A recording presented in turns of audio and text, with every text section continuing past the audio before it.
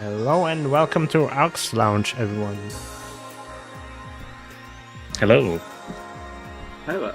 Oi! Hope everyone had a great March. I was a little bit on the back burner this time. Yeah, I've been playing a bit too much Dragon Quest X recently. And 9, so... Oof. Yeah. I played Octopath Traveler 2 myself. Is that game good? Because I have not played that yet. It is good. If you liked Octopath Traveler 1, it's that, but better, basically. I never played Octopath Traveler 1 either, so... Have you played Final Fantasy VI? Yes, I have. Okay, so imagine that, but instead of an overarching plot, you have 8 different plots. Okay. Sounds good. I'm in. We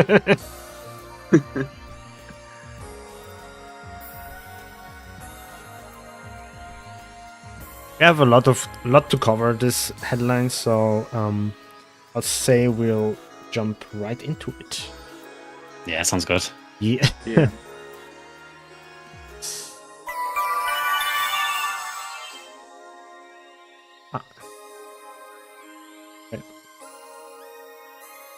Okay, that was an oopsie. Never mind. Okay, so first of all, a topic I'm absolutely dreading touching is that the fucking Japanese discourse that happened recently. Yeah. It's like everybody who hasn't done a video on NGS in 2 years crawled up again. Just It was such a non-discourse as well. I don't get why it was a thing. Yeah. It was just one guy. Yeah. And I don't even know the guy. Like, if it was like Makapo or Robo ARKS, I would be like, damn, them Yeah. quitting is big. It's like some random dude who just prefers Blue Protocol now. So like, what? So, Was it, from what I gather, it was someone who like does data collection of like I want to say either data mining or just numbers, but like there are multiple other people who do numbers. Yeah. Were they, And this is the first time I've seen them in like a decade, and I've been playing this game way too long. were they even an NGS creator, or were they... They were just a lone person doing Okay. their own thing. But like, you know, this was my first time hearing about them. Yeah, me too. So, to give a little bit more context, on Twitter or X, there was a guy in the Japanese community who announced his departure, like on an airplane, that he's quitting NGS. Mentioning a bunch of posts like too many recycled enemies, too little story. What else? Number go big, even though the game franchise is about number go big. Yeah. So yeah, I mean, sure, if you're burned out or whatever, fine, take a break. That's not a crime. But like, it started up a whole discussion where people were like, "Damn, Sega, you really need to do better," and other half is like, "Then quit." Yeah.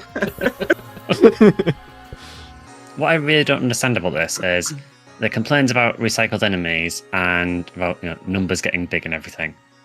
Like, surely they played PSO2 Classic. Yeah. Surely that was exactly the same. The thing is, they're playing Blue Protocol now, which, to my knowledge, is the same thing. Just completely the same thing. So I don't know. Time is an infinite circle. Jesus Christ. Yeah, the franchise about time loops and shit is stuck in a perpetual time loop. But yeah, no, that discourse was pretty funny because it amounted to nothing. It was just one guy and their opinion. Didn't need to be focused on, but you know, it was a bit of a dry season. No one had anything else better to do. So. Yeah. It's also so crazy because like crashing out like this, like a week before we get a huge patch, is also like, what are you doing? Yeah, there's no story. quits just before a big story update. Yeah. Oh, don't worry. I've seen a worse crash out, and it's literally over the whole 0.2 the 0.2% damage difference that's gonna come up. You'll see it. You'll see it. Trust me, it's not worth crashing out over. Just wait until October. You can get your 15-star gear then. You don't need it now. Like in general, it's a pretty good unit to just skip entirely, I think. Yeah. Because like I myself only have one voucher pass, so transfer pass. So Yeah. 0.2% potency is not worth it. Yeah, out of choice, I'm sitting on 2 Escalls right now and a single Belfast, and I've gotten like 3 passes just sitting in storage, so I'm just gonna wait until 15-star armor to really use that. Yeah. I should probably notify Blue Sky and Life. How about that? Trust me, that 0.2%. Well, in reality, it's more akin to like plus 0.6%. That isn't doing much. If it were like 6%, 0.6% per gear, maybe sure, go for it. But it's not. It's all together. It's just not worth it. For me, it's not worth the hassle of building entirely new armors if I don't have transfer passes.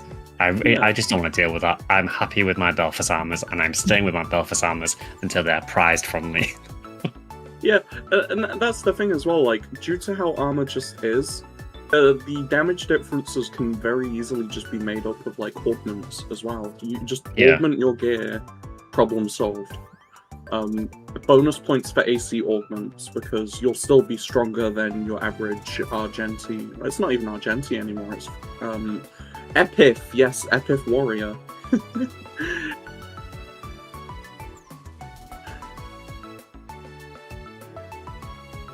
Oh yeah, also my bad. This isn't ARKS launch. This is Starless ARKS launch this month.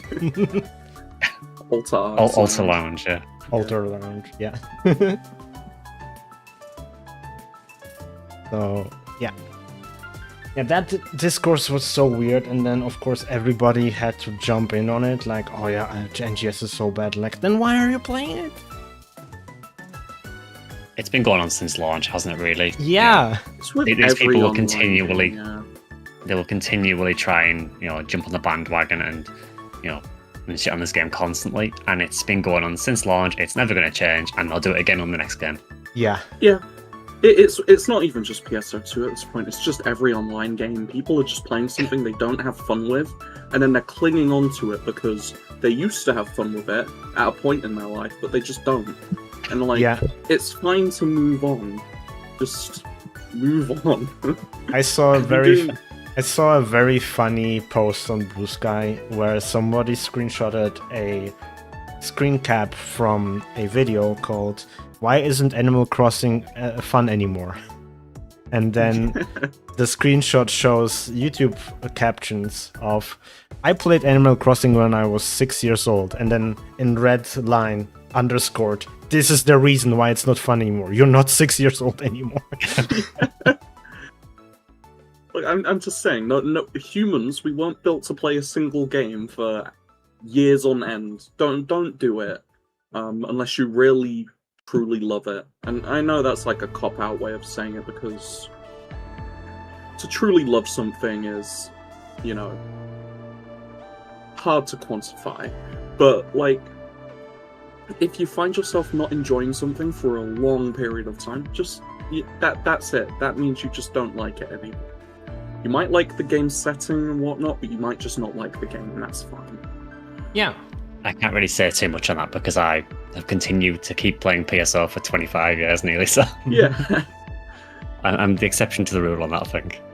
I've been playing PSO2 since release, and it's just like, I like the game, I like the setting. I understand sometimes I'm just not gonna vibe with it, but I usually play for like a few months at a time. Take a month or two playing something else as my main game, and then just come back to PSO2. It's always there. You can always come back to it. That's fair.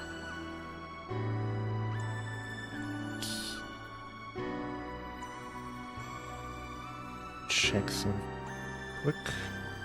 Yeah, it's like I said, I was playing Dragon Quest X the past month. I'll probably continue playing it this month too, for the most part, outside of like farming Luther, just because I'm having fun with it. NGS is kind of like on not fully on the back burner for me, because I'm like gonna hit it hard again once I've rounded off all my finals, because final year of university and all that, so got all that stuff to take care of. But after that, back to Navarius, and then have a fair amount of fun playing again. I see. There's a problem with the slideshow right now.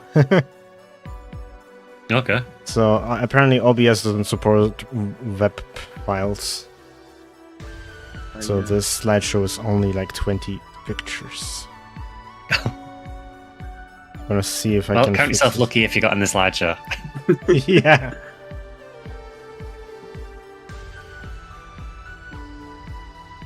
It does sound like a very OBS thing to do that, though, to update and get worse. Yeah, sometimes. Also, I just wish more programs would just support this file type. It's so annoying. Oh yeah, yeah, Snowbreak did die, and I love Snowbreak's death because it was self-inflicted. What happened to it?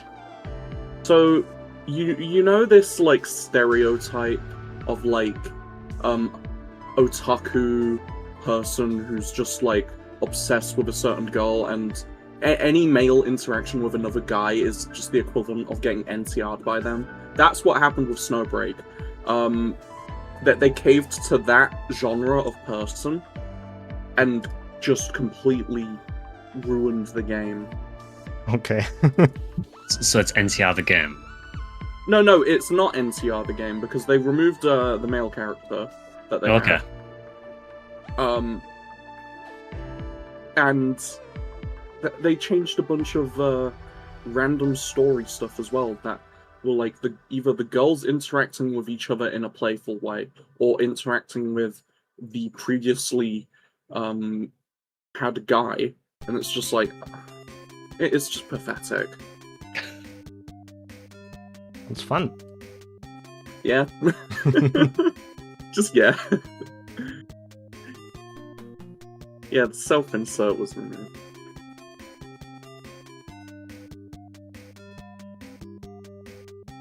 I'm gonna try to fix the thing.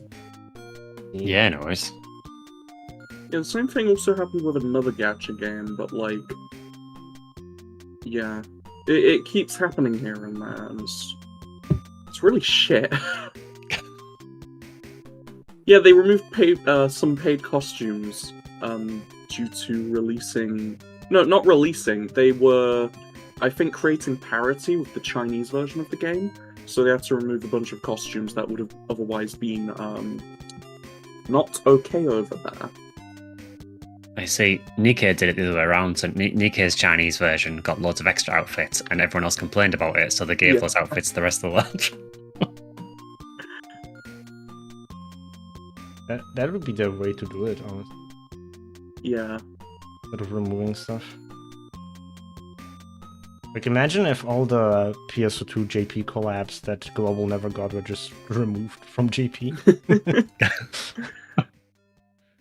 Yeah, they can take back the Madoka one. As much as I like Madoka, they did that collab dirty. To be fair, they did that collab like what back in 2013. Yeah, it was the first like, wasn't it? Yeah, it was the first collab with a third party, and it was done horribly. It was in the Halloween scratch, so it wasn't even just Madoka stuff. It was the Halloween stuff plus Madoka stuff. If you wore the outfit, you had to wear the hair. I think it was Madoka's bow specifically, just with like charged bow shots. It was just pink. Everything was pink. It was yeah, it was as bad as it sounds. Couldn't see anything. I couldn't just wear her skirt and dress and whatever. And it's not been rerun since because Aniplex is not a good company. I mean, if that's how it was, would you really want it back? Yeah, definitely wouldn't.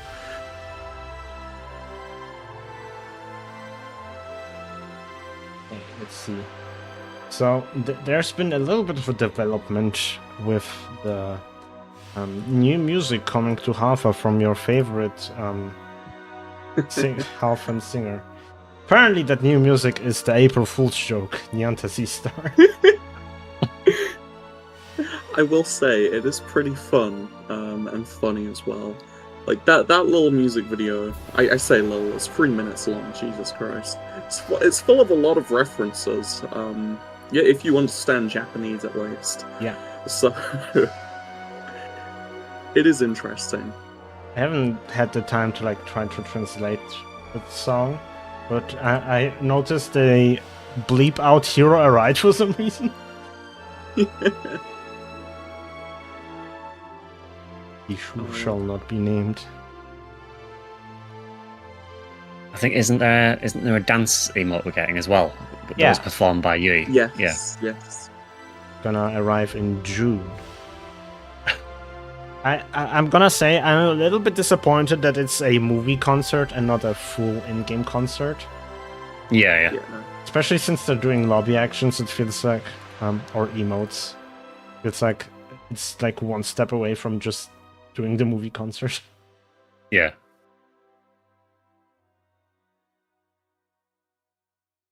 Overall, I suppose if anything, it gives Nadra a break, you know. Yeah. Yeah. Overall, though, it was a good track. Like, actually, a good track, even though it was just a April Fool's bit. Yeah. I think Phantasy Star is ingrained into the culture properly now. Yeah. Especially since like this is the first April Fools where we actually have like an in-game thing to go along with it. Yeah. Like it's the first April Fool's thing we've gotten in a long time, and it is just the first one that's been in game. I don't think they've really done it in game before, to my knowledge. Yeah. Even back on PSO2, they never did it in game. They maybe put out like a post or something. Yeah. But that's about it. And then on global, they put out something every year.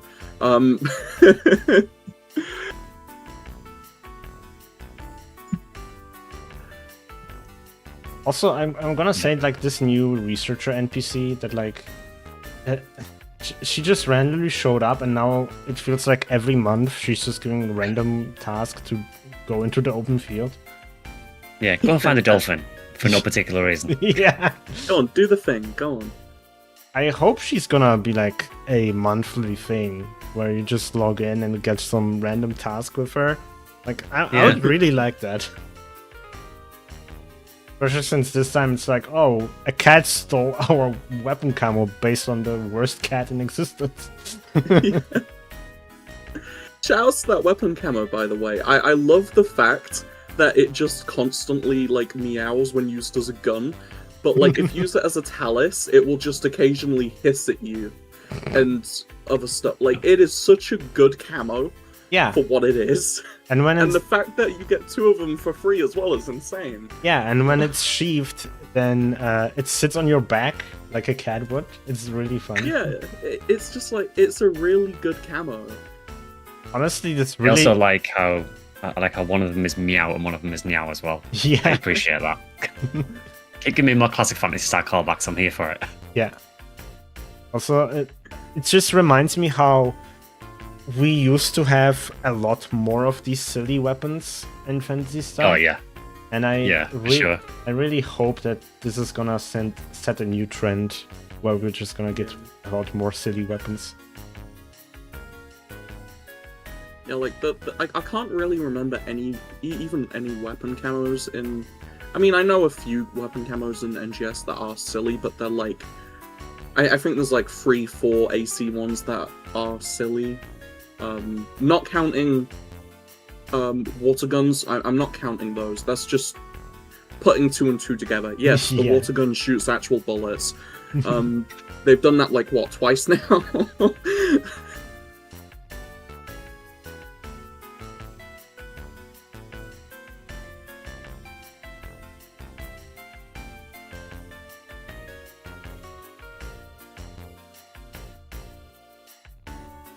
Almost all done with this.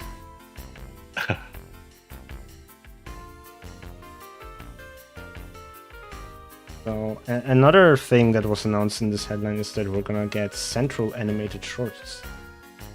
Yes. Is very cool. Especially since they're Yeah, I'm gonna glad to be see voice acted. I know it's only select episodes, but there are so many episodes of Central now. I kind of get why. Yeah. Speaking of Central anyway, the current April Fool's event, it's canonized Central finally. Yeah. Meowdera finally exists in games, so that just canonizes everything. Yeah. Which means that every time we're not looking, Faria is playing Line Strike with Zafeto. Yeah. Which means Zafeto canonically isn't dead yet. Yeah, he's... Wait, does that mean if Nyadera is real, does that mean there's an alter Nyadera? Oh god. I mean, if you Are we going to go that deep? If you can find her, maybe she's protecting the third cat camo. You know, I feel like this is going to be addressed in a future Central episode. Yeah. Like, just in general, the Alter Realm is just like comedy goldmine for Central. Oh yeah, for sure.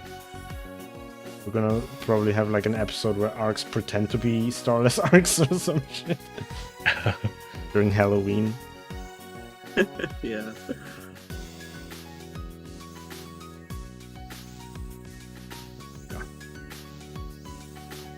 Okay.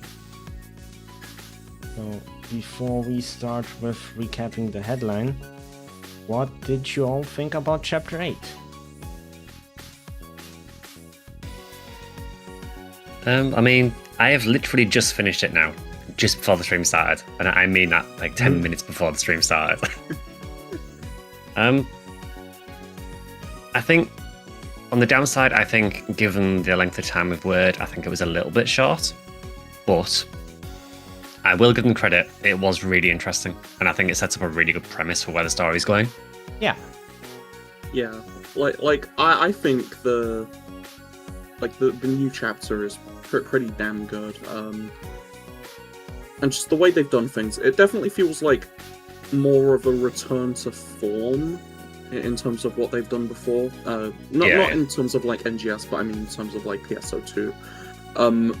In that sense, but it has set up a fair bit, and like again, despite the shortness, it has definitely done what it's set out to do, and I'm interested to see where it goes. I have a few guesses as to what is going to happen. Yeah. But yeah, there will be some interesting stuff to come from this, especially certain character interactions that I know are probably going to happen, and I think it's going to be funny as hell when it does. Yeah. If you know, you know. Yeah, that was like funny about the recent redo I did of the melody video, where I added a little cliffhanger at the end, where like you can see small Starless cubes form around Garoa's weapon or whatever. And I had one person in the comments be like, "Oh, that's a nice touch, but it doesn't make much sense." So. Doesn't it? Just saying, if there's a better time to bring him back, do it now. Come on. Yeah. Give Aina trauma. Do it. Okay, I'm gonna... I think what I am really, really interested in is, obviously this chapter, it sets the precedent that apparently the Starless can now impersonate. Yeah. I'm very excited for that because, again, I feel like they're pulling from really, really old Phantasy Star games again and taking ideas from those, which I'm really all for. If you play Phantasy Star 4, you know. Yeah. Like, I feel that's, like, a lot with NGS as a whole as well. They've been doing a lot more of, like, the older PSO, like, PS and PSO kind of thing, where it's, like... I think it is pretty good, though. For the most part, like a lot of what they were pulling from did leave a fair bit to be desired in terms of the story department. Yeah, sure. Nowadays, if say I just go back to play the story from chapter 1 all the way through chapter 8, it's a pretty good time actually. I would recommend people to play through the entire story as is, because the main issue with the story really is just the rollout. I think the story itself is genuinely just fine, fine at like worst, and just kind of good in general. I like it. Apart from the chapter where you have to go around and just collect things and you get sent all over. I can't remember which chapter it was, but that one where you just sent all over the world. I hate that. Chapter 6. I do like what is learned in that chapter, but they didn't need to do that. We didn't need Luminescine like that. Don't do that again, please.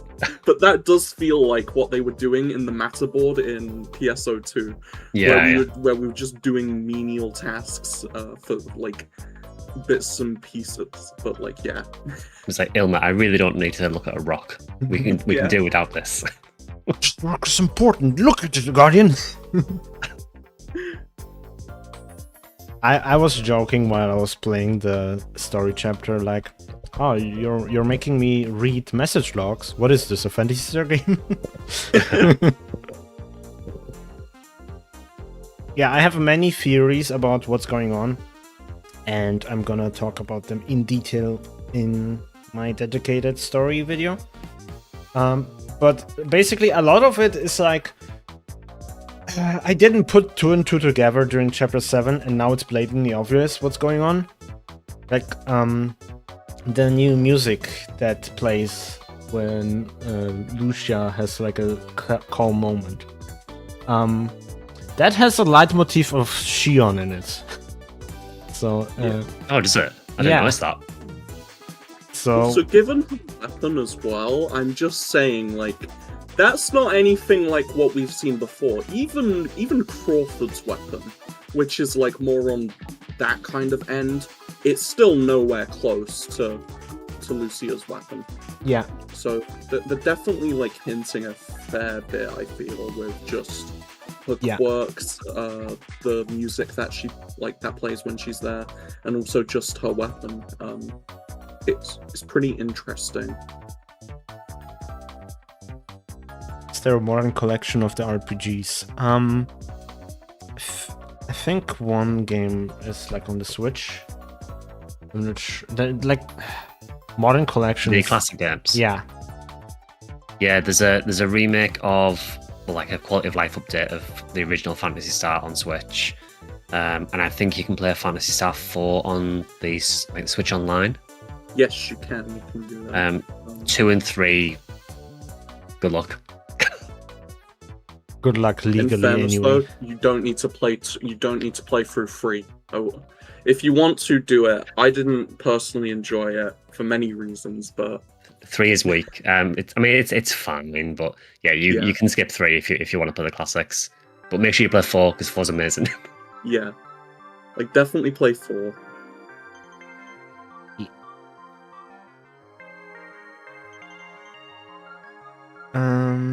Okay, let's start with the headline recap finally. A little bit delayed because of technical difficulties. I love it. So we're starting to get more LTQs taking place in Outer Realm, which I really like, because it finally feels like the Outer Realms thing properly started.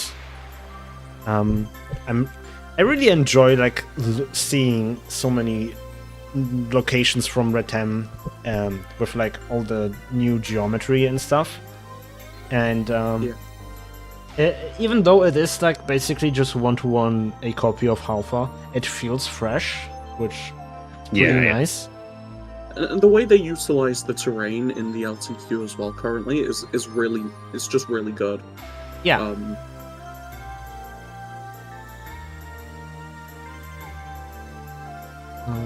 Yeah, like sometimes I feel like I play a quest and I don't recognize that this route existed before. Yeah. Like they take you through nooks and corners that you don't really visit a lot. which is nice. Yeah.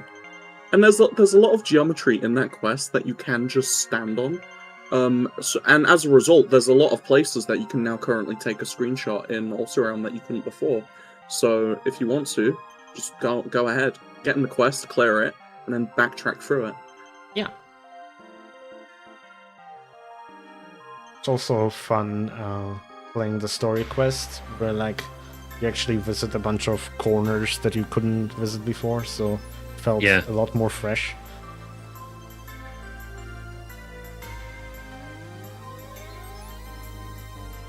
We'll see how it goes.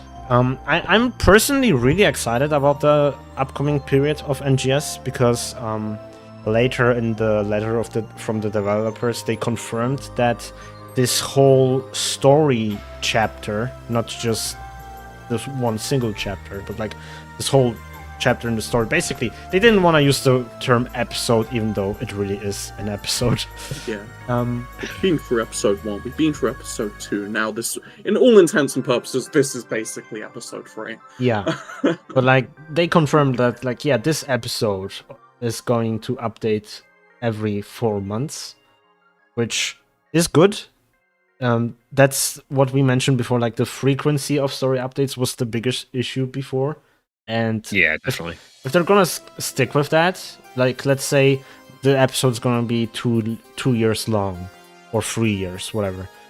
Getting 3 chapters per year sounds amazing to me. Yeah. As long as they're all up to this kind of quality, I'm okay with that. Yeah. Still think 4 months is. I still think it's a little long between episodes, just because after the 4 months, I might feel like I need to replay the last one to, jot and refresh my memory of what happened. Yeah. But I think if they're all the same quality as what we've had with this chapter, then I'm more or less okay with it. Yeah. It also works a lot with like how they develop content as well, which is why I see it the way it is. If anyone doesn't remember from the P-Spec issues, basically they develop content like areas and stuff, and then they develop like the story and whatnot after it.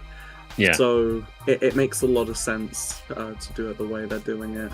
Yeah, because so we get like a sneak peek as well in a sense.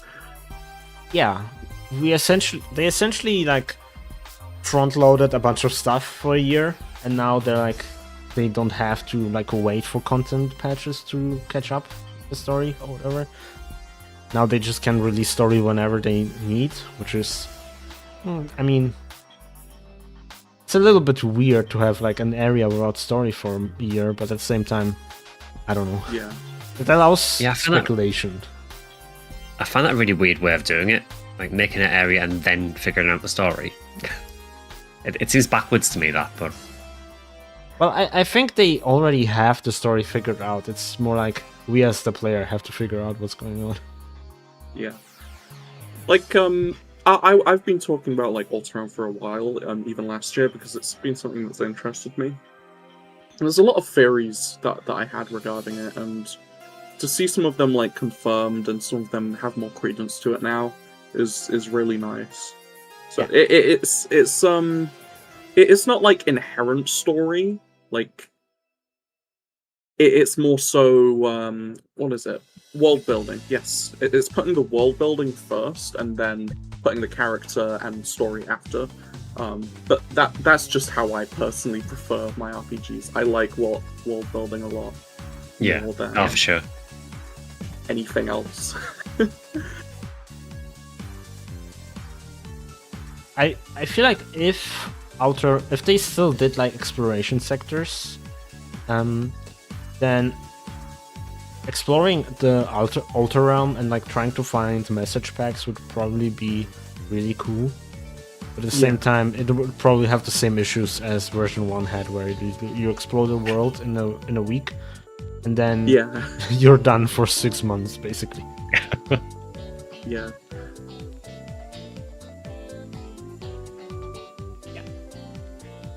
Let's see. Slayer was updated, and it's not crazy. So they they touched up a few abilities that Slayer wasn't using a lot before, which virtually doesn't do much for Slayer. But then they added this new skill that is an active ability and consumes 3 focus gauge bars. And it turns Slugshot from worthless into a giant nuke. Once. Yep. Once for that one duration, and then again the next, but not in the current. Yeah. Weird way of wording it, but yeah. It's an interesting approach to trying to fix Slugshot, but I can see why they're doing it this way. Because if you make Slugshot too strong, then there is no point in not using Slugshot, at which point the gameplay revolts to, or I'm just gonna press a PA button and then hold normal attack for like 2 seconds. Yeah. Whereas now it's like you want to dump a slug shot during like either a down or a break or something like that. Or if it's just up and there's no break or down in sight, but you just want damage, then you can just greed that damage with a empowered slug shot. Yeah. And I'll say the empowered slug shot is fun. Like I like seeing the big number. Yeah. I think it has 5,000 DPS or something. But yeah, it only being like, it only existing for like 0.5 seconds anyway makes that not much of an issue. But Jesus Christ, 5,000 in a single attack? It's crazy. Yeah. It's pretty fun. Unfortunately, they didn't change much about Relentless Blade, which was my biggest issue with Slayer. Yeah. But at the same time, it's like only 5 potencies, so whatever. Like, Yeah. if you don't like Relentless Blade, you can probably just not bother.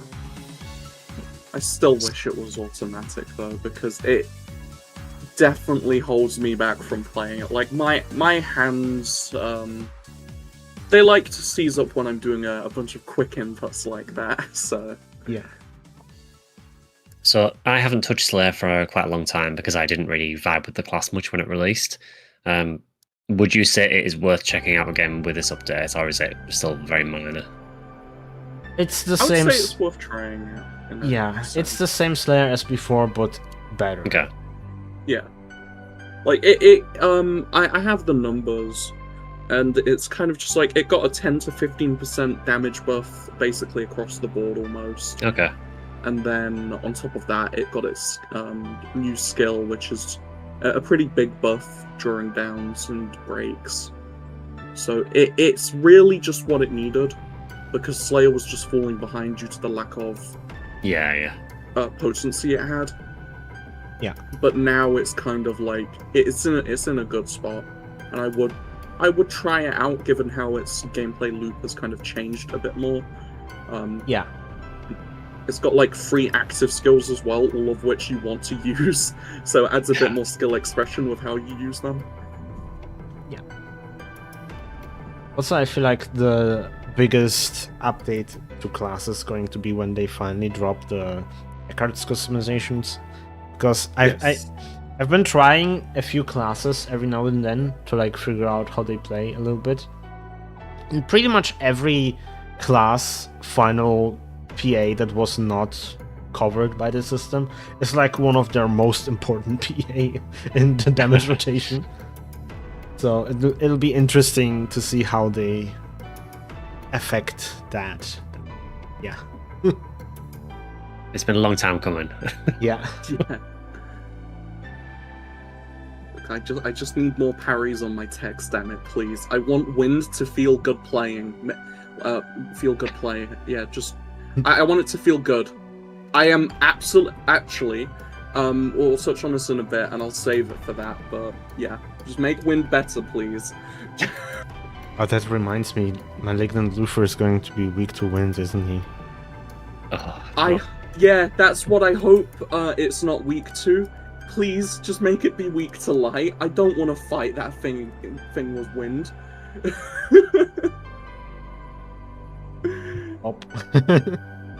We'll find out in a week, but I will not be impressed if it is weak to Wind still. Because for those who don't know, Zan on Force, it's not good at all. Yeah. Like, it has basically zero irredeemable. Zero redeemable qualities. It's an irredeemable technique for the class. Back during regular Lufa, the second its clock was open, Force users would just start spamming Foy techniques instead because it was just stronger. Yeah. And because there was no element down after that, you could just do it for free. No one would stop you. Yeah, I don't know why wind is just so underpowered compared to every other element. It's been like that since PS2 launch, it feels like. Yeah. I don't know why. Like I think the gimmick with it in NGS just feels really weak. But like, if they load more damage into the Zan blocks, it would just become too unmanageable and start outperforming other stuff. It's a really weird technique with how it functions. Yeah.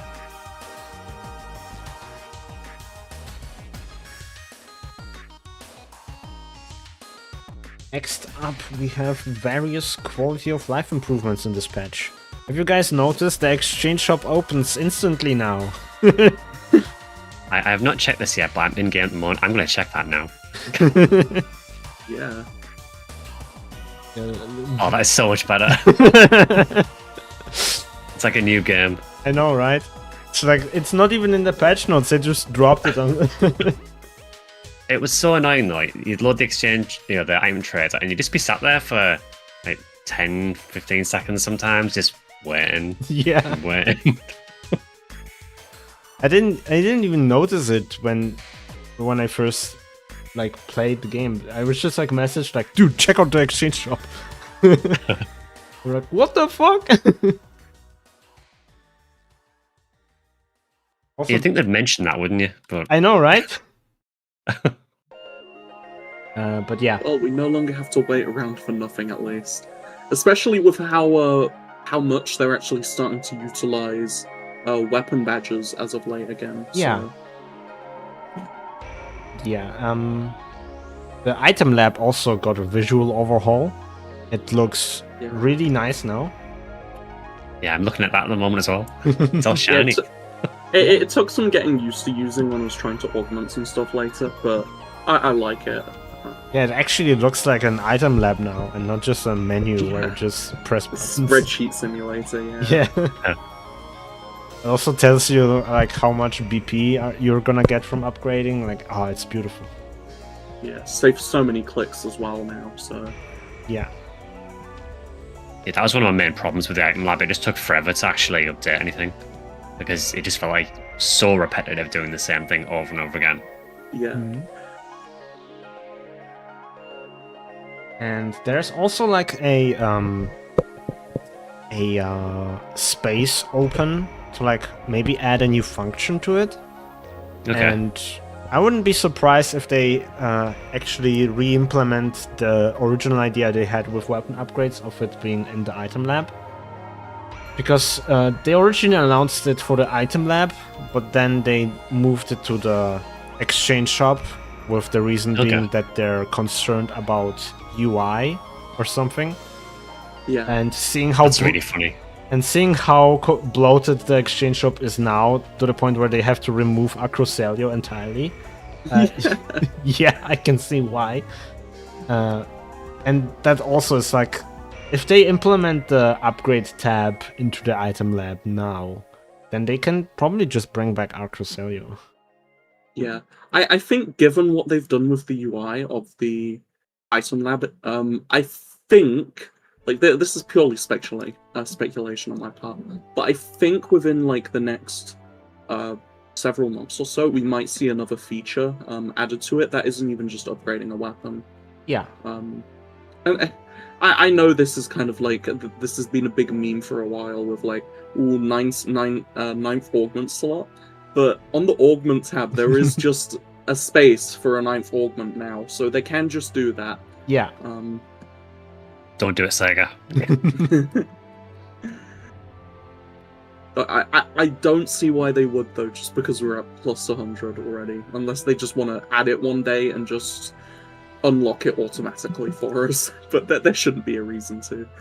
Yeah, they increase the armor cap to 200. Oh god. I wonder, how would you guys feel if they dropped a third ring slot? Let's call them type 3 rings. But the only thing they do is they change the weapon element of your weapon. Oh, that would be so funny for me because it would do basically nothing. Yeah, for Force it wouldn't really do much. Yeah. It'd be interesting because it's kind of weird, isn't it, that for most of the classes in NGS, element kind of doesn't matter because nearly every weapon is a raw weapon. Yeah. Yeah. So it would be nice to bring elements back, I think. I know we've had a couple of weapon series that have used elementals, but yeah, it would be cool to bring element back in somewhere for melee classes. Yeah. I feel in NGS specifically, it would be healthier as well to do it through the ring system instead of on a weapon by weapon basis, because they were trying that originally in NGS, and I think everyone who is everyone kind of just came to the conclusion it doesn't work in this game. Yeah. Making 6 different, and like that's the thing as well. If they just let any weapon have any element on them, making 6 weapons as well, yeah, no, I would rather just make 6 rings. Yeah. And then next weapon said you need to do 6 weapons again. Yeah. Go and find your 6 Ash weapons. Yeah. Yeah. And that's why I thought like a ring solution, like we already had that in base PS2 with the Soaring Blade S4 augment, but where you had to equip different status resistance rings to swap your Soaring Blades elements. That was like obviously them trying to make elemental stance work for Soaring Blades, even though you're sacrificing a ring slot, which in most cases is like 3% damage, in order to do 3% more damage element matching. So yeah, that didn't work out. But in NGS, it could work. Yeah. Especially since lately we have more LTQs that are just mono element. Like the one we have right now is mono lightning. Yeah.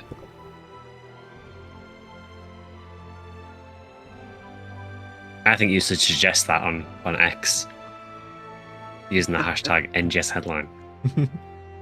If I was still using X, I would probably. SEGA, start using Blue Sky. Yes, yeah, please. Sega, start using Blue Sky. So I can delete my X account finally. Yeah. Another nice feature is that the DPS display now displays the percentage of crying. Yeah. Is that what it stands for? Yeah, cry percent. Yeah. No, I still need to enable it in my game. It's critical hit rate, because it changes depending on if the enemy is downed or if certain skills activate, so having it in the player info wouldn't be accurate. So yeah, that's nice that we have it in the DPS display. Also helps. Yeah. I was going to say, it's a good way of handling it, and I kind of want them to do this as well. I want to see a live potency one like next to it, because potency also changes on the fly as well. Yeah. We have a bunch of stuff that will just increase potency, so having a better idea of what is going on and when it's a much better way of learning what I'm supposed to actually be doing without just checking up a guide. Like, props to guide makers and all, but like the game should be the one teaching me. But like if it can do stuff like that and like push me in the right direction, it would be better for the game as a whole, because not everyone wants to look at a guide. Some people just want to look at their numbers and see like, oh, I now need to like try and pump my numbers up. What do I do? And now they're seeing like dynamic potency and crit rate and whatnot on the DPS meter. They can act accordingly and be like, oh, I need to now pump damage here because my potency is at its maximum, effectively. It also helps knowing when the down still counts as a down, because some of them have like stand-up animations that are like 2 or 3 seconds, and you don't know if like is he still counting as down or not. Yeah.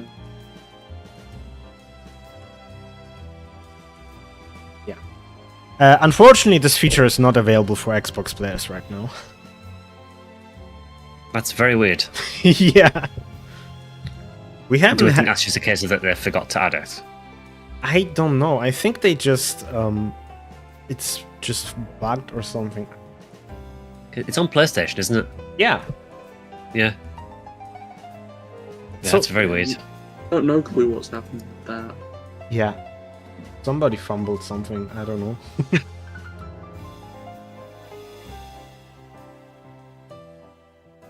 Don't expect it to take too long to fix, at least.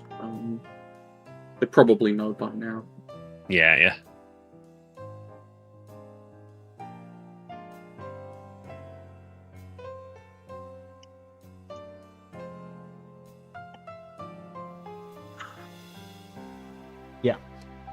Speaking of pumping damage, Malignant Luther is gonna drop, which is nice.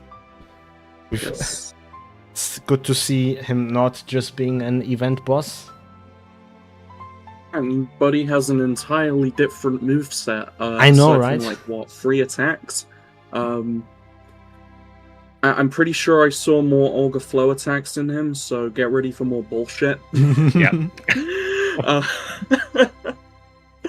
Yeah, I was watching the trailer and like none of this is written in the Bible. None of this in the Akashic records. What's going on? Not even Omega Luther was styling like that. Like, yeah. Whatever Ruin Luther is doing, I want to know what he's on, because it's not on anything on Alpha. Like, Luther Prepare to Die edition. Yeah. Gonna be fun. Yeah. I am very much looking forward to it, but I'm also very much not looking forward to dying to it over and over again. Yeah. Yeah. I'm looking forward to it for another reason. I like my legendary weapons, and he so happens to drop Lexio, which is basically Rinster / Fluxio, but with a support effect instead. Yeah. I'm very interested in how this weapon series works, because the way they described it doesn't make much sense to me. I bet it makes sense once you actually play it, but like you deal damage to gain stacks, but also use stacks by dealing damage. Like what? Yeah. There's something is lost in translation there, so I want the weapon just like figure out how it works. Also make a video on it. Yeah. Ultimately, it's like, at the very least, it's a free crit rate buff to party members, so... Oh, it's actually crit damage, I think. Oh, is it? Yeah, so it's like Slayer buff, secretly. Yeah. Okay, so yeah, no, it is going to be interesting, depending on how much it actually is as well. Yeah.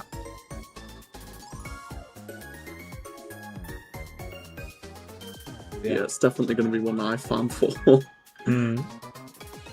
Yeah. Oh, and because it's a legendary weapon, it's still going to be relevant for a year or so. Yeah. Buddies, remember, if you want to invest in any weapon, just get a legendary weapon on release or within the month or two that it drops, because it is going to last you. It's what, an L4 weapon? I expect this thing to get upgraded when 15 stars hit the scene. And I expect an L5 weapon before then too, so it's just a free L6 weapon by then. And looking at what has currently happened with legendary weapons compared to the Spradio upgrade and Arch weapon, legendary weapons are still just like ahead.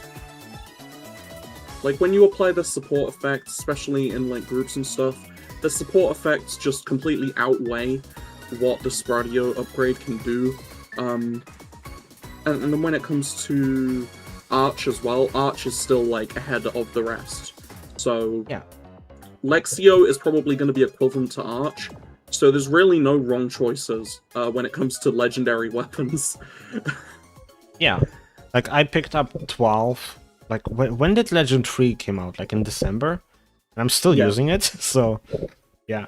Yeah. Yeah, it does fine. Legend 3s are totally fine at the minute. Yeah. And it's not getting replaced until whenever 15 stars drop, because they're all within the same power bracket, so Yeah. you can just feel free to use it for almost a year. Hell, even when 15 stars come out, there's going to be a good 2-month window of where it's like, it's not necessary to upgrade, but you can start preparing to upgrade. Yeah. Yeah. So yeah, pretty good. Yeah. Like, there are a lot of viable weapons right now. Yeah, which is also like very uncommon for NGS. We have like 5 viable weapons right now, soon 6. Yeah. Usually, And then usually it's only like 1 or 2. Yeah. And then when I fully expect L5 to drop before October, so we'll have 7 viable weapons within the cycle. I also expect there to be another upgradable weapon, more akin to Acrocelio, but coming in June as well. That's speculation, but I expect that to happen. Yeah. So there's many weapons like that we can just use, and it's fine. So if you actually want to upgrade and invest in your gear, go ahead. I'm not going to stop you. You'll benefit everyone else, and it's going to last as well. And especially if you get a legendary 4 or legendary 5 weapon when they do come out. Yeah. I'm assuming that these Legend 4 weapons initially are only going to drop from Malignant Luther. By the sounds of it, yeah. Yeah. There's a few things that they said dropped from it. I think it was... So you have Lexio, then you have 3 more skill rings, or was it 2 more? No, it was 2 more skill rings. 2 more. And an augment, I think, as well. Yeah. It's basically like a Magi's version of Ultia Domina. Oh, yeah. Yeah. Yeah. So So if you already have Ultia Domina, you don't need it, but if you want the stat distribution that this new augment has, or you use a Bunduck, then go for it. yeah, a Bunduck in general as well is going to be really, really good. Like, currently Wix is the best, but a Bandak for pure consistency and damage, with the augments we'll be getting, it's going to be very easy to just set up, and you'll be able to do whatever with it. Like, a Bandak's going to be real easy to set up. Yeah. I wouldn't be surprised if we eventually just are able to make a full Abandak set that covers all potency, so you don't need to compromise your gear. But that's wishful thinking, but like, it feels like something they will do, or will allow us to do. Also, yeah, can we just mention that the big thing that Luther's going to drop as well is the Arch weapon camo. Yes. Yes. Also, Leaf Radio and our Radio weapon camos. Yeah. But Yeah. Arch is the important one. Yeah. So if you want your PSO weapons, you need to do Malignant Luther. Yeah. Yeah. Also, yeah, Zenit is relative to L3, so you can still use Zenit as well from 13 stars if you really want to. So there's just a lot on offer that you can use right now, and it's really good. Speaking of a lot on offer, though, again with the new units that we're getting, don't use them. They're not necessary. You don't need that 0.2%.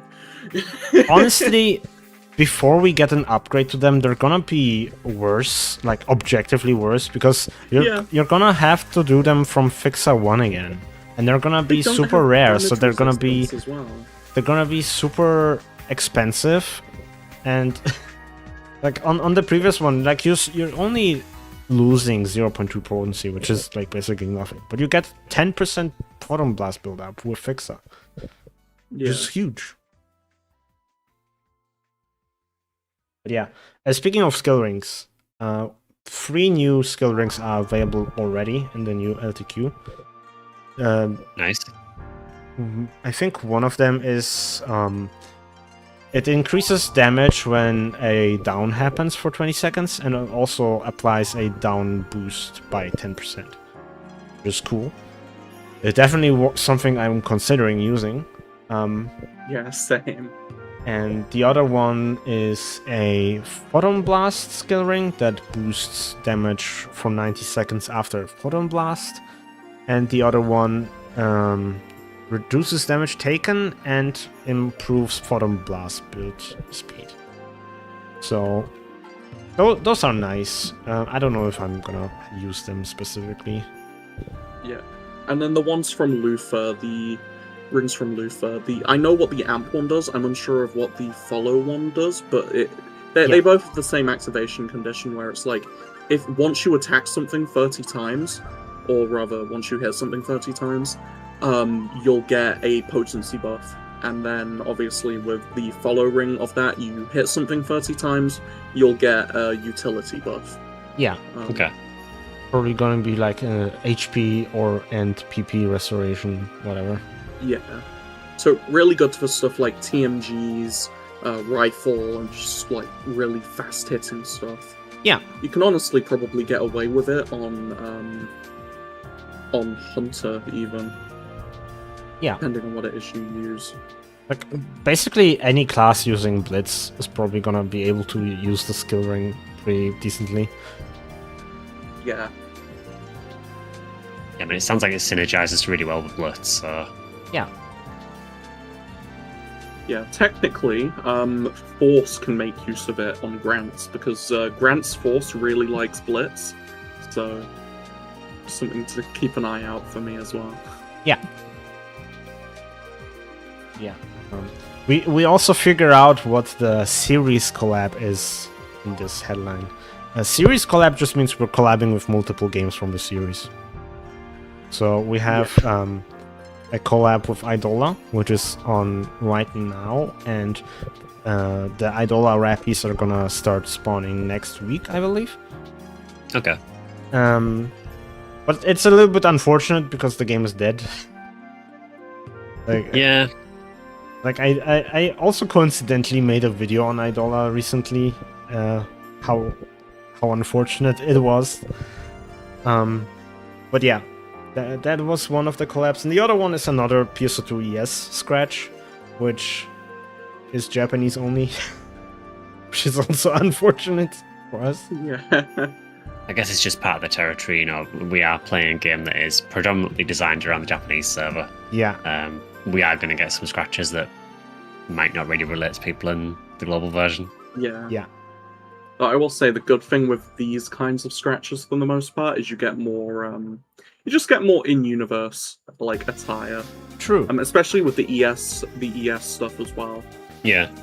Less so with the Idola stuff, especially this one, because it's yeah. Well, at least you get you've a seen new the outfits, Kuna you know. costume. Yeah. Speaking of Kuna, I got 2 of her hairs the other day. I've gotten so many insane things from my pulls, and it's made me too much money, unfortunately. So, first time I've scratched for a while as well. So remember, kids, if you want money, Masita, just gamble. Don't gamble. If there's something you like in the scratch, then just go for it. I got a bunch of idols that I wanted, and there's a bunch of good stuff in this one. Yeah, I think for me, I'm probably going to skip the scratch for the most part, just because I never really got to play Adler or anything. The characters don't really mean anything to me, and the outfits, I don't mind them, but they're ones I'm happy to skip. If I want to pick them up play shops, I can later, I suppose. Yeah. In fairness, with Jasper's stuff as well, there's a fair few T1 stuff. So I like a fair few T1 players I know have just been skipping this because they already have a bunch of shirtless T1 stuff. Yeah. So there's not that much stuff for T1s. T2s do get a fair bit of options, but they always eat. They always eat well. I will say though, Chaos Jasper is the best Jasper, so I wouldn't recommend skipping on him. Yeah. I do wish one thing though, and that's that the the idols for the characters specifically, they reflected the weapon camos. I'm disappointed that they don't. Yeah. Because there's the Oh, that kinda Lindis, there's the Lindis idol, and I was like, I hoped that it reflected the weapon camo, because it would go very hard on a lot of rod camos. With a lot of rod camos, but it doesn't reflect them, unfortunately. So Yeah. it's very unfortunate. And like the previous idol lobby emotes and idols, they did not idols, but emotes did reflect weapon camos. Yeah. So it's a bit unfortunate that these ones. Yeah. I wonder why they did it. But that, like in general, it's weird. It stands out. This scratch in general has a lot of. I wonder why they did it. Because like the Jasper stuff, for example, there's a base wear and a set wear of the same outfit, and the only difference between them is that the set wear has a jacket. And this really, which makes you think, why didn't they just make it outerwear? And Yeah. Okay. That's really weird, actually. like the only explanation I can give is that maybe they didn't want the jacket to be used with anything else. Which maybe explains why we can't combine other camos with these emotes. I don't know. That's odd though, because you'd think that a Fantasy Star game would be okay with it in another Fantasy Star game. No, the rights holders didn't It's allow it. weird. Sega forbids Sega from doing it. Yeah. You can't do that, Sega. Who do you think you are, Sega?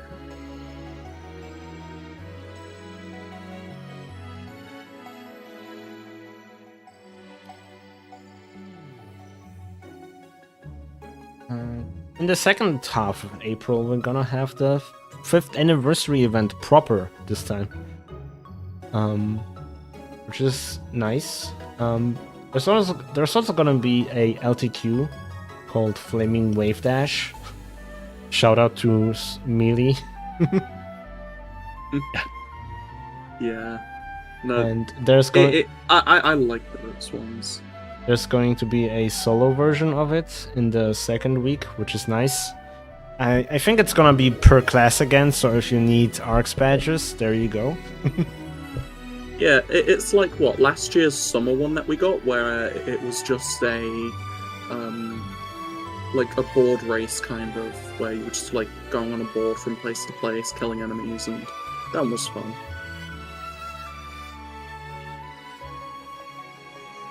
Yeah. Also, it's very interesting seeing high versions of former enemies and altars, especially in the LTQ we have on right now, where it's like they made a high version of Tranmiser and Gilnach, or whatever it's called, and the sirens on the Gilnach are just so huge.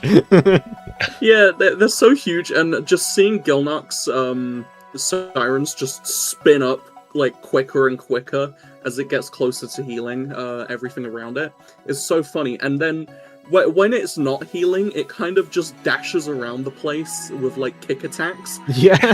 In rapid succession. It doesn't kill anyone. Well, it shouldn't kill anyone because it's pretty easy to deal with compared to most high enemies. But I have seen about 3 people get domed by that. So it has taken a few ARKS lives, unfortunately. Yeah. Yeah, it is really interesting though to see that the high enemies are not just restricted to Starless. And dolls. But yeah. Yeah. I really like the high enemies so far from like a gameplay aspect. I just wish they were named something else. Yeah. See, it's funny, specifically, like, the high enemy that I question why does it even exist is high Gororox, because it's, like, it's a Gorox enemy, but it's not a Gorox enemy, because they added another row to it, like, so it's technically just a new enemy. I don't get why they did that, but you know what, Sega? I like it. I love the round boy. I go rocks. I personally dislike all of them. I dislike all of those type enemies. They annoy me. I don't like the high one either. Why don't you like it when Grandmiser just spins? Oh no, Grandmiser's fine. It's just it's the round boys I don't like.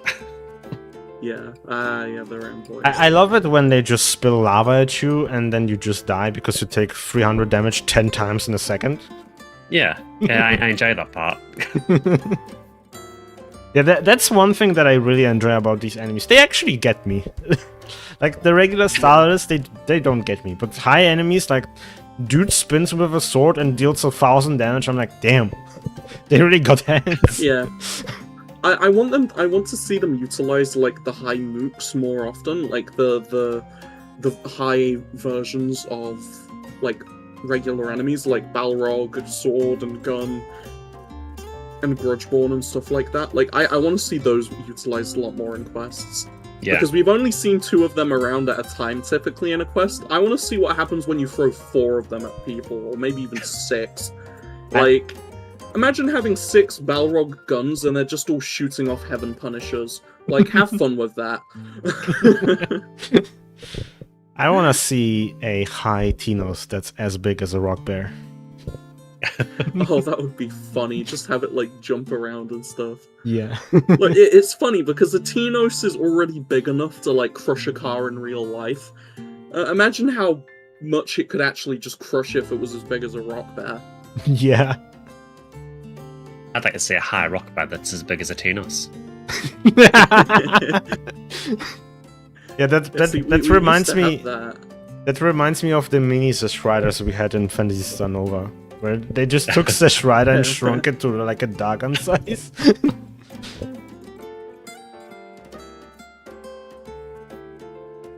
They really need to do that again. Maybe we'll get it in June though. Maybe. The silhouette is actually just like the mini Zesh Rider. Yeah, you zoomed in. You get to the final map of the Niberius map or whatever, and then the camera does like the pan that it usually does, but like nothing is there, so it like searches around for the Zesh Raider. Yeah, it's a massive map with a tiny little Zesh Raider in the middle. Yeah. Come on, Sega, you know what to do next year for April Fools. High Emperor-P, oh god. This is actually so funny. I got a comment about recently that was like, I can trust no one except Emperor-P.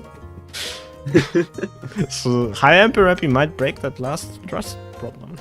Well, do you remember we had the relay quest that had the Gigantics ones? Yeah, those were scary. I could do it. They really need to start throwing some high Gigantics enemies at us too.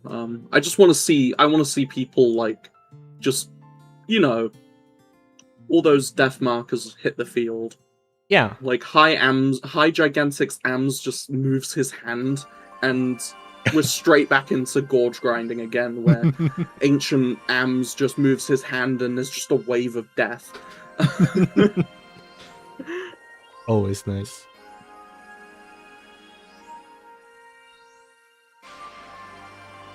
That's about it for the content recap from the headline. I would say overall this is like a pretty packed month, all things considered. Yeah. Like I was like, Yeah.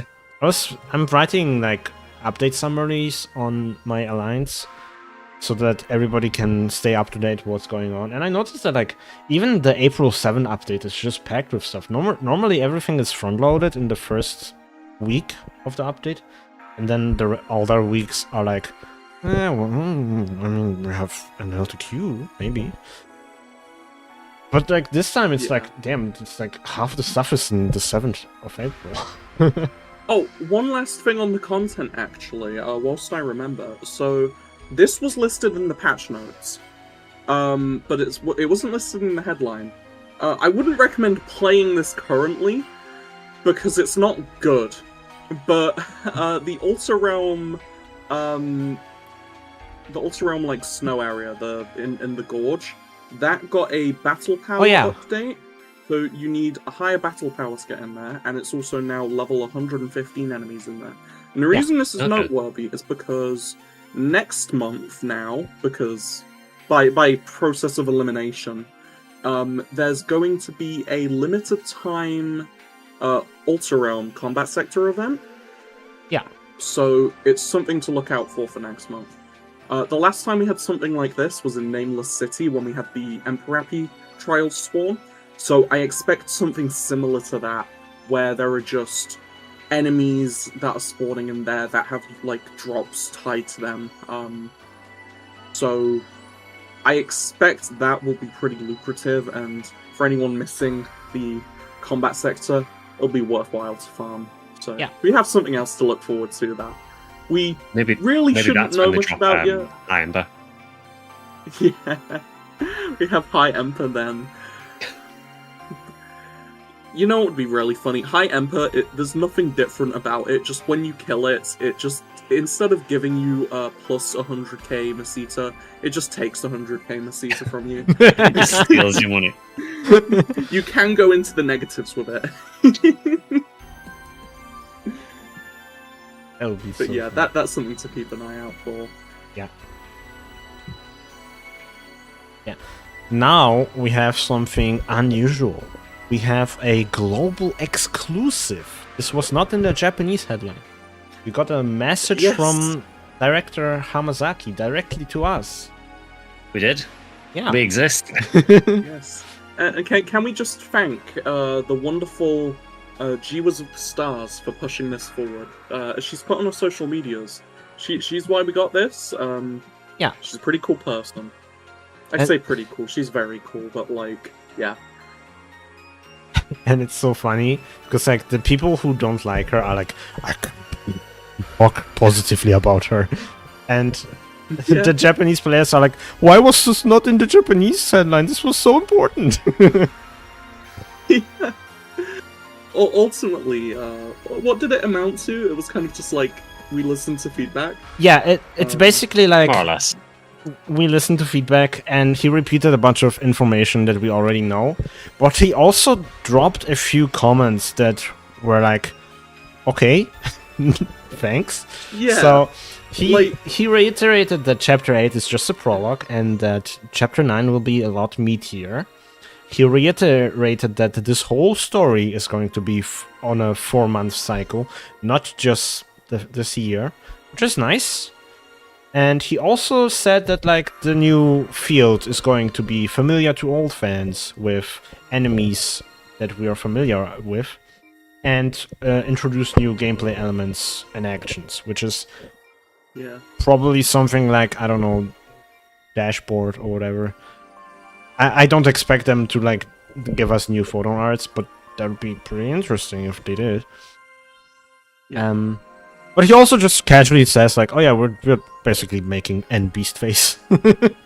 Yeah. Yeah. So, like, it's insane how much he just casually said. Like, he basically soft confirmed that we are, in fact, getting a Navarius, either a Navarius field that takes place there, a Navarius field that takes place in a training simulator, a la Lucille or Nameless, or something that is just Navarius themed in general. Because I don't know how much you would have to think about what he's saying with what he said the last time he spoke about the field, which was when it was like, oh yeah, here's here's the silhouette of the enemy. You might have a feeling of where this field might take place, and it's like, yeah, Zesh Raider, the enemy that's notorious for just being in Navarius in the final area, specifically in the runes area. Yeah. So I would say it's definitely likely that it's something Navarius related, either aesthetically or just being it. Yeah. I'm still curious to see how they bring Navarius in, but I've got my ideas of why I think they might bring it in, but I want to see how they actually implement it. Yeah. And yeah, also just like casually like, and Beast Face, which apparently is a feedback predominantly given by global players. So there you go. Another Also, bring another back beasts. Animatica face as well. Yeah. So we have 2 faces this year. Ooh. Yeah. And this is like something I was even saying back during PSO2. Like, this character customization thing is so good. If you want, you can just create a new race entirely. And now, even more so than before, like, we don't have beasts as a race, technically. Funnily enough, technically, the final game that had beasts as a race was Idola. Yeah. But, yeah, now with the beast face, you can just recreate them from ground up. Like, oh, they had funny ears, so I'm gonna select the ear category with them. Hey. Earlier today I saw someone on Reddit posted their orc character in various fashion items. It's like, damn, they pulled it off so well. I love this character creator so much. It is amazing what you can make in it. Yeah.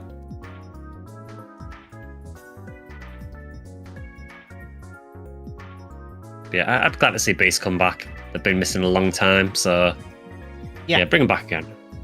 Yeah. And, oh yeah, also, it was an interesting section.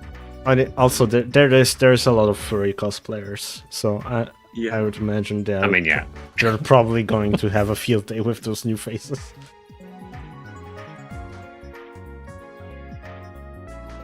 But, yeah, no, I just it want to was a very recreate some well. more PSU characters, so Yeah. Always yeah. Well, always nice to see like old characters just recreated. I saw Honest to God Phone You Well the other day, which was pretty funny.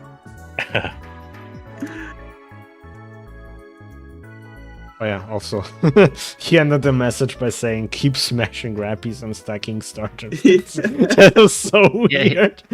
he did say that, and I was thinking, have you taken liberties with the translation there? Look, this is just speculation, but going by that, I'm just gonna guess, G-Wiz might have told them to say that. It's just speculation, but it'd be really funny if she did, and I can see her doing something like that, so... Yeah, stack those star gems and smash that rappy. Yeah. I'd rather stack rappies. That sounds more fun. Yeah. And smash star gems. Yeah. I mean, I smashed through star gems anyway. Yeah. Yeah. Yeah, that was fun. What else? Yeah, they also had a few questions, which I don't know how I feel about them. Is there any way to search for specific special ability combinations in storage? In an April update, which is very far away, by the way, they'll be adding a function to inventory and storage UI that allows you to search keywords separated by spaces. Just like, wow. Yeah, wow. That was the question you picked up. I mean, it's nice that they pick something they can immediately be like, here you go, the feature is already in the game. But at the same time, it's like, cool. I didn't find myself very often in a situation where I need to search for two specific things separated. Yeah. Yeah, no, there's not really much to say on the questions. They're just questions that are solid, but they don't really have much effect on how I'm going to play the game or just anyone else, except maybe the second one where it's like we can only load 100 results using load character creation data in the salon. Can you increase this? Like, it's now going to be 1,000, but I'm not going to be using 1,000, so. It's going to be useful for a lot of people, though, but just not me. Yeah, that one was interesting because my first reaction to it was, who's using more than 100 character creation datas? Yeah. I guess if you're like into loading NPC data, then maybe. Maybe. Yeah. But it's weird because most of the people I know who have like a bunch of stuff like that, they tend to just put it in a folder in their documents and then just rotate them out as needed. Like, this is this character's stuff, this is that character's, and it's like nice and neat. I don't do that, mine's a mess, but... Oh yeah, mine looks like a disaster.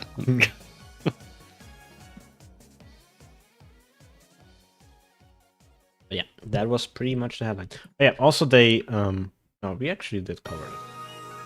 There's one thing we didn't cover that I'm going to mention now, though.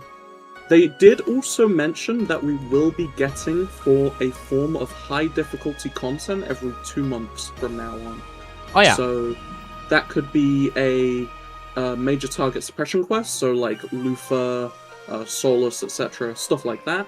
Or it could be an extra dual quest, like, you know, the high enemies we got, or Ruin Masquerade, and just stuff like that. So we're getting a consistent like dosage of that, so that our the gear that we put effort into is rewarded with content, basically, that other players would have like a difficult time going through.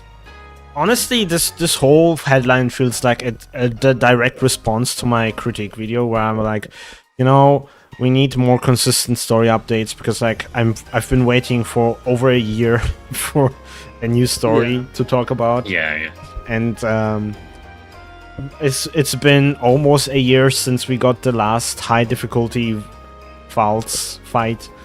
Yeah. It would be nice if we got an update a little bit more frequently. And also, it feels like global players are just second tier citizens or whatever.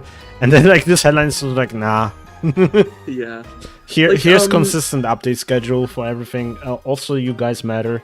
Here's Beast Face. Peace. like last year, the high difficulty content we had, it was just like Mask at the start of the year, Veil in the middle of the year, and then the high enemy stuff in the later half of the year. Yeah. But it really felt like the year prior, we got a lot more. Like, I'm pretty sure that year we had stuff like, I mean, we had all the Malignant fights, including Dalian as well. So we had Dalian, Malignant Solus, Malignant Dalian. We also had Malignant Aegis in December the year prior to that as well. So that was on the cusp of that. So that, and then we also just had some quest content, which I know it's not popular, but we had it, and we have to recognize it. We had the time extension quests, which are pretty hard actually on release. Yeah. So we did have that there. I remember those. That year was kind of just packed. I actually did like the time extension quests. I'm just a bit sad that they didn't really do anything more with it, though I understand why. They aren't for everyone in any capacity. Oh, yeah. Yeah.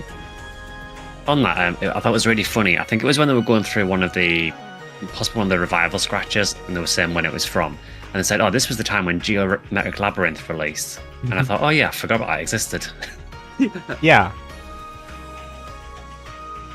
Just like weird, because Geometric Labyrinth actually scales in level. So it'll be challenging to do pretty much any time you do it. Like, I don't know. Yeah. Ultimately, though, like that's kind of the main takeaway from just this headline is we're getting a lot more consistent stuff. Yeah. Yeah. Feedback's being listened to, and honestly, I think the fact that we are just getting a lot more consistent stuff in general, and the fact that the story, even though it was short, it is of a much higher, like it is of a high quality. They're definitely listening. Like. Yeah. They are very much definitely listening to people, and they've made it completely just aware that they are. There's obviously some stuff that like some players will disagree with what they're listening about. Like, I understand that there's a sentiment around LTQs from certain people, but that's kind of just it. So. Yeah. Honestly, I personally find it a little bit crazy that like we have this whole month, right? And pretty much every week there's either an update to an LTQ or a different LTQ available. Which is like, imagine having the luxury of playing something new every week. Yeah. See, I actually kind of like that. Like, I understand people would like all their LTQs to kind of be stored so they can go back and play it, but like realistically, you're not going to be doing that. It's going to be like ARKS quests in PSO2. They're just going to sit there. No one's going to do them. But just seeing, like, I like the concept of LTQs. It is just a new variety quest each week or 2 weeks or whatever have you. Yeah.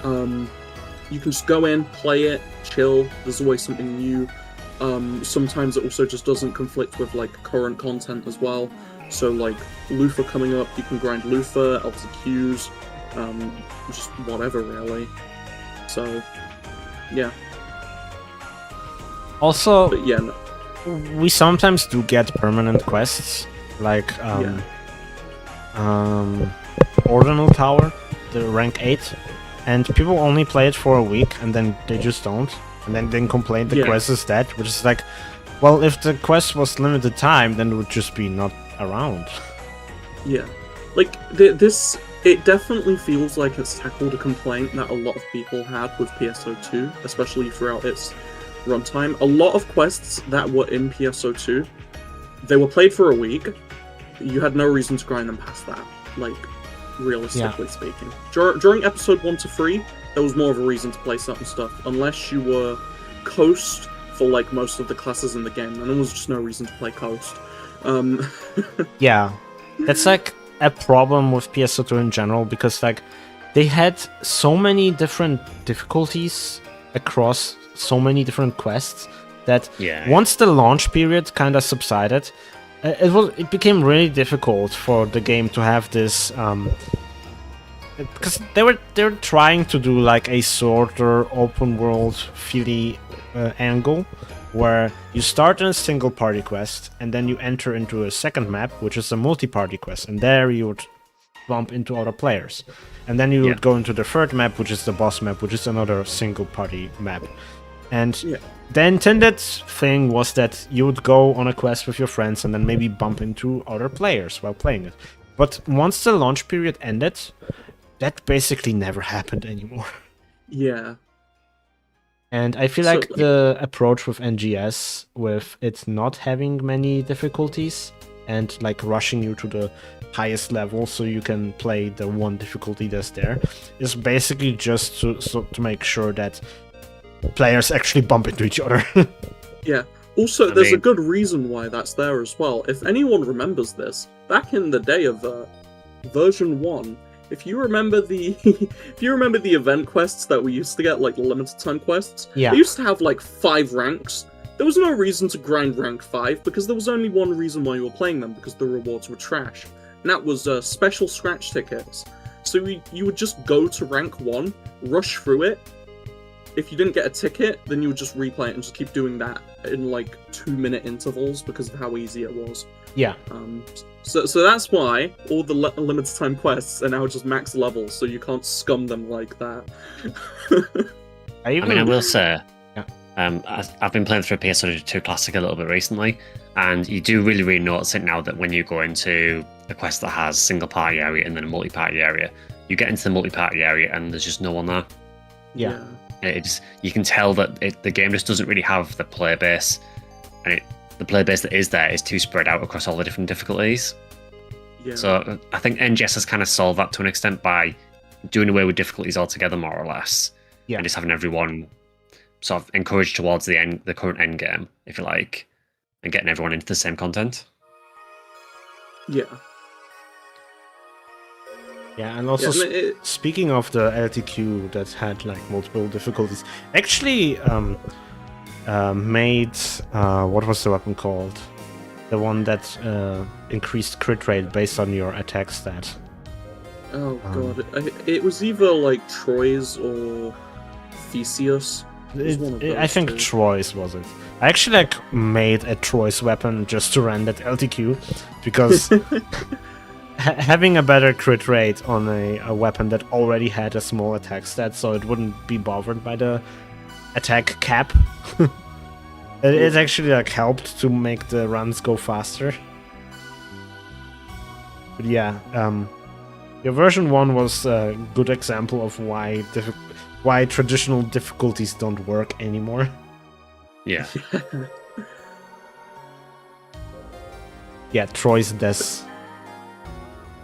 Yeah, no, version 1 was definitely... I think we can all agree at this point, version 1 was... It was fun, but it was definitely an experiment compared to whatever, like just anything they've done.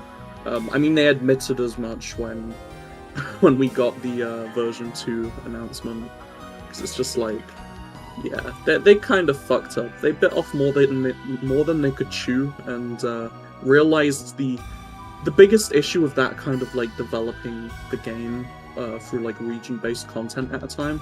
It's like this is something gachas have also done as well. Like take with Genshin Impact, they release a region like every 8 to 12 months, and then you're really only going back to the old regions to play very specific content for very specific rewards, or like dailies and stuff, and that's just like And also, that's like the reason why I was so close to quitting NGS around the time Stia launched. Because that's when I realized that like releasing a new region isn't really making the game bigger, it just replaces the thing we had before with the new thing. Yeah. And a lot of the new thing is just reskinned old thing. So it's like, what's the point? Yeah. Like, this is also why I like the LTQs that they've been doing a lot recently. Because, like, I understand, like, a lot of people will say they need to utilize the open world more, but the LTQs are doing that in a way. They're utilizing the open world for instanced content. Yeah. Which is pretty good in my opinion, because you're kind of just playing through, like, you're going through areas and quests that you've probably never been to in years, or even since the game released, rather. And it's just like, it's nice to see, and especially with what they sometimes do with like the geometry and like the blocks they put down and stuff like that. Like, it's got a fair bit of variety to it, and the structure they're doing now, I like it. And in the case of the current LTQs where we're going to Altar Realm, we actually are exploring places we never been to before. Yeah. So that's fun. No, I like the idea of getting these LTQs, particularly the Altar Realm ones, and linking them to the story a little bit, because, you know, obviously we're now going to Altar Realm and story, and I think it's a good idea them actually starting to implement Altar Realm more in other content as well. Yeah. And what I've liked recently a lot as well is they've been introducing more high enemies in LTQs, which is always nice to see, because like high enemies for your average player, they're like pretty difficult. They're not easy, especially some of them definitely aren't easy. Yeah. I would say the only one that's really easy is like Monkey, when it comes to like the high bosses. Yeah. Like, Hanumad is not a hard boss when it's a high enemy, just at all. But that's about it. Like, I've with this current LTQ, I've seen High Grand Miser just like kill several people just by spinning, and it's like, oh, okay. Yeah. Like, it very much is not easy. So just seeing more high enemies be utilized in LTQs, and especially in these Altar Realm LTQs, is pretty good. Yeah. Makes me really look forward to the future of this game. Yeah. Especially since... When are we getting... Like, we're getting fun new enemies, even if they're reskins, I'm like, whatever. But like, we're getting fun new enemies, we're getting... we're gonna get consistent high difficulty stuff moving forward. Yeah. Which is good. Because like, the biggest problem with gearing in this game is that there's very little reason to actually gear up. So, going from like 2 or 3 high difficulty quests a year to 6... it's going to be insane. Yeah. And because the gear's plateaued as well in terms of like power, it means if you're investing into your gear for anything, you can just use it and tackle that high difficulty content with it when it rolls around. Yeah. So there's no like, if you were interested in playing this game better, like if you want to dedicate your time to that, honestly, just do it. There's nothing stopping you. And also, there is some speculation on my part with this, but when it comes to the because we're getting a new set of AC augments next month, which I know, unfortunate, AC augment will like, it's something we get every year. Like, I'm not surprised, not happy with it, But when it comes to this one in particular, I think we're due for a new potency floor for the regular augments. And if that ends up being the case, so say the what are they called? The Yudi augments? Yudi, yes. Yeah. So say those augments have 4% potency floor instead of the 3% they had before. There's no reason to use the deft augments anymore, because currently with that, you can reach 100% floor almost. And if you have the years augments with deft on, because they give 1% deft, you can just reach 100% floor. Like, it is very easy to reach 100% floor right now. So I see the Yudi augments particularly being cheaper, but because there's just not much of a reason to buy the deft augments. It's not increasing your DPS unless you don't have, like, deft years. But that, again, this is speculation on my part, but I would not be surprised if they have 4% potency floor. Yeah. So, if they do, then great, because you can just get some cheap AC augments without worrying about deft. If they don't, then I'll eat my hat. But I am willing to bet that they do have more floor. It's long overdue that we get an AC augment that has a higher floor percent. Yeah. Okay. I think I also wanted to finish up my point by saying that, like, oh yeah, we're getting fun enemies, we're getting frequent high difficulty content, and we're getting relatively frequent story updates. So yeah, I'm really excited for the future of this game. Yeah, Sam. I think particularly now I've done this new story chapter as well. I feel a lot more positive. And I think the new high enemies that we've had over the last few months, they feel like completely different enemies to the regular versions. They're not just the same enemy, but with more stats. They actually feel like a completely different fight. Yeah. And I just feel like, for the most part, on my end, it feels like the dev team have just put a lot more effort in recently. Yeah. And honestly, you can see that, like, very well with just that what we've briefly seen from Ruin Luthor. Like, I know we touched on this earlier, but it's just a new boss. Like, a lot of the Malignant fights, they'll tend to just touch up bits and pieces here and there. Like, Starless did do a lot, but it was more so just the same attacks, but like bigger area of effects, maybe an unblockable instead of a blockable. And then Dalian again was kind of like similar philosophy. I will say Dalian was a bit more in depth because it's a more technical fight due to how you're using cannons for half of it. But when it comes to Luthor, it's a big change. Like we started off with Malignant Darkfeld's Aegis, which really it was the same as regular Aegis for the most part. It had like a couple new attacks, but it wasn't much, and it hit faster. So it was very much a similar fight. Then we got Malignant Solus. It did a fair bit more, and then we got Dalian, which did it like equally to a bit more than Solus. Now we just have Malignant Veil, which is just the Mars fight without Mars. Basically. Which, like, yeah, it's like the same, but due to the different context, it feels very different. And now we just have Malignant Ruin Luthor, who's just seemingly, by what we've seen, a new fight altogether. So they're very much like, they've stepped up their game a fair bit. Yeah, I think for Ruin Luthor, the bit they showed, I don't think I saw any of his old attacks. Yeah. It was just all new. I saw one, but I'm pretty sure it was just like the generic, like, one where he smashes down both swords, which is like, you can't have Luthor without having that attack, but like, everything else, it was just like he throws one of his blades and it's just spinning in the arena. He goes, like, he's kind of just flying in above, like, swiping and stuff, and it's just, Jesus Christ, he's got a whole new load of attacks. And we haven't even seen the later half of the fight. And from what was mentioned, there's going to be a fair few, well, I say a fair few differences. There's going to be a big mechanical change with one of them, I believe. Yeah, they mentioned that he has some sort of new mechanic that can wipe entire parties. So that'll be interesting. I look forward to getting wiped by that. Yeah.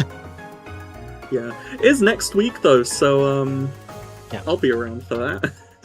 In case you haven't, there is a item lab boost going on right now where you can upgrade your units with like a 90% price cut. So if you haven't, now is the best time to do it. Is that just units or is it weapons as well? Weapons too, but only for the Spradio weapon series. Yeah. Okay. So if you're That works, interested, 'cause I need to build a Spradio, so... yeah, Yeah, so you can get that to plus 100 and then upgrade it fully, and that will do you good. Yeah. That one also has passive healing as well, so it's pretty good for just sustainability. yeah, Like Okay. pair that with like a risky stance EX augment, then patient amp as a ring, and you're good to go. yeah.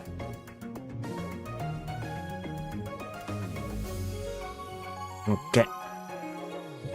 Before we go to the raffle winner selection thing, we have one last announcement. Do you wanna say it, Sky, or should I? I can say if you want, I don't mind. Yeah. Yeah, so this is going to be my last ARKS Lounge.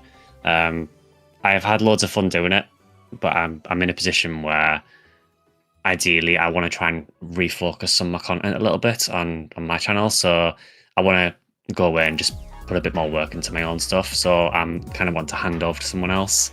Yeah. I've really enjoyed doing this for the last however many episodes it's been. I've kind of lost track. 11. 11. Wow. Yeah.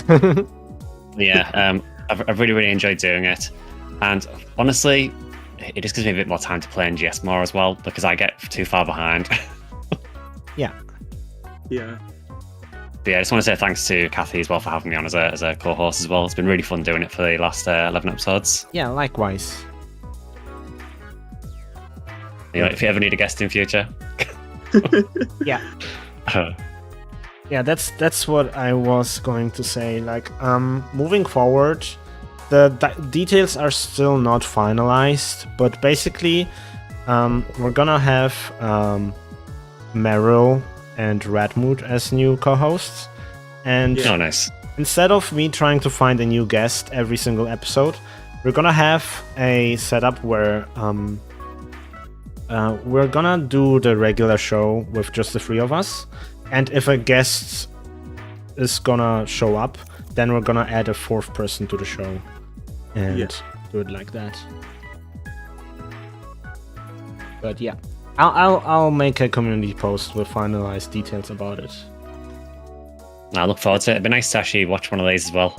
Yeah. So you can watch one of these whilst you're playing NGS. It works out. It's a win-win. I do just want to reiterate as well, I'm not stopping my YouTube content or anything. I'm just stepping away from the podcast. So yeah, it just I just wanted a bit of a change really. So, but again, big thank you to Kathy for having me on. Yeah, it's fun. Yeah. So let's see. Hope life will treat you well moving forward. Damn, Bontan is treating it like you're just ending it all. Yeah, chapter 8 got to me too much. No, this isn't Sky. This is Alter Sky talking right now. Yeah. See, wouldn't Alter Skylight be like Alter Bluefall? No, yeah, it would just be Bluefall rather. Well, there is. You say that there is another PSO content creator called Sky's Not the Limit, and their profile picture is a Bluefall. So well, maybe yeah, Alter Sky is there. Yeah.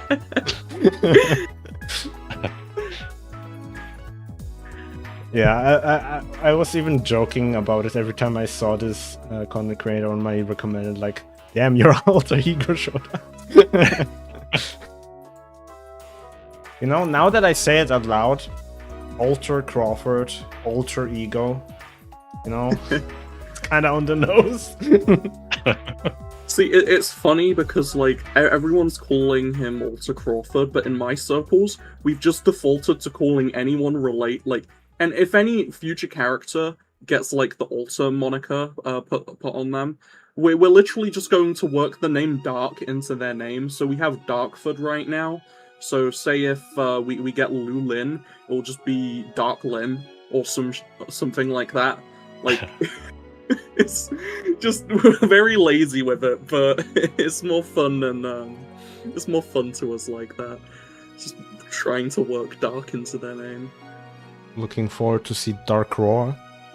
Yeah, Dark Roar. Yeah, that's one we had. But yeah. Yeah. Now let's go to the raffle scene real quick. Oh yeah, I should probably. See who's gonna get it this month. By a hair. So another win for Arkuma. Oh, nice, congrats. Okay. So I would say that's all for this episode of ARKS Lounge. Hope everybody had fun. Let's see. You guys think they have maybe hyped the chapter too much, built too many expectations? Depends on Wings. Personally, I always knew that this was going to be like a smaller chapter that's basically just gonna move the status quo. I feel like some people maybe expected a little bit more, like having chapter 6 release all at once, but yeah, like for me personally as well, it was kind of just like I kind of assumed it would just be a prologue, and then it was confirmed to be a prologue, so yeah. I didn't expect much. I was like, okay, 30 minutes to an hour tops, but whatever they do, they have the potential to just be very like chunky with it, in terms of like what info the game will provide us. I will say the game actually did a very good job at that. Yeah. I didn't mention this earlier, but it packed in a lot of information and like a lot of hints in a very short amount of time. Yeah. Comparatively, like, and I like that. I like that when my games do that. I like when they pack the time that they have with just stuff that isn't like wasting said time. So yeah. Yeah, like there isn't a lot of stuff said out loud, but what we see going on is actually answering a lot of questions. Yeah, And sure. I'm gonna cover it in my dedicated story video. But basically, like, apply what we know, for example, about Roof Maquad and what it means for a copy of it to be in Alter Realm. Like, there's a lot of story implications with that. So, yeah. And also, like, all the hints, like, specifically about Lucia. Because I feel like the stuff that was there before has become a lot more obvious now. And yeah, I'm gonna have a lot of fun covering it. And I'll eat my words if it turns out I predicted wrong. But I've been yapping about Dolls and Starless replicating ARKS attacks for like a year now. Or over a year even. And now you have Starless ARKS, so... Take that for what you will. Yeah.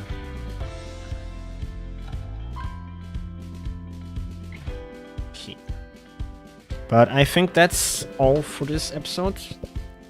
Hope everybody had fun. The next one is going to be sometime late April. I don't know the date yet because, like I said, the final info is going to be in the community post. So hope you'll look forward to that. Yeah. That sounds good. I'll be there watching. Yes. Hopefully you'll enjoy seeing more of my mug around there, so get used to me. Yes. Not going anywhere. Yeah. Thanks for watching, everyone, and have a nice Eastern, actually, because it's around the corner. Oh yeah. Oh, speaking of Easter, I found a giant chocolate bunny at my local shop. I didn't buy it though; it's too much money. But I hope y'all get all the big chocolate bunnies you want. Yes. Not me though. Yeah, y'all have a good one. Yeah. Take care, everyone. Bye. Yeah, see you guys. Ciao, ciao.